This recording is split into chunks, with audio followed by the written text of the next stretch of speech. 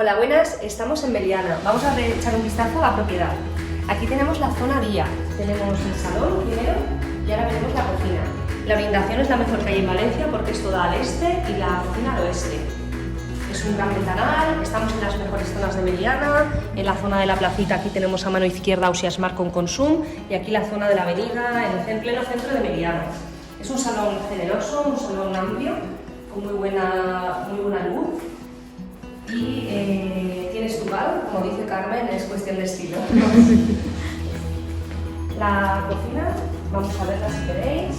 La armariada está súper bien conservada, es una cocina amplia, cómoda, ¿vale? Podéis un poquito ver el tema de la armariada, cómo lo tenemos, la vitro, que está todo prácticamente nuevo, se conserva muy bien. Esto sí que da a la carretera y aquí tenemos la zona de lavadora, ¿vale? Lavadora, la pila, podríamos hacer un armarito para esconder esto. Los alicatados son bonitos para la época de la que es el piso. Y ya aquí llegamos a la zona de dormir, que está separada por esta puerta. Tenemos aquí a mano derecha la habitación principal con una buena armariada de 5 hojas y el baño en suite. Este baño tiene bañera.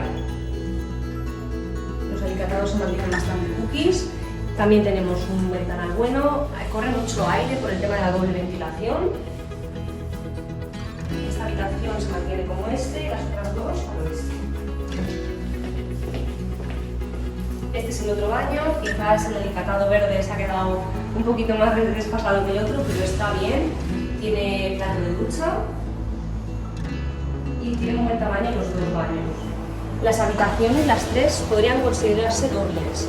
Porque esta tiene una muy buena armariada, el tamaño correctísimo, y la otra hemos montado cama individual y aún así hay espacio para otra cama. Esta tiene una sola hoja de armario la habitación, pero como veis tiene mucho espacio.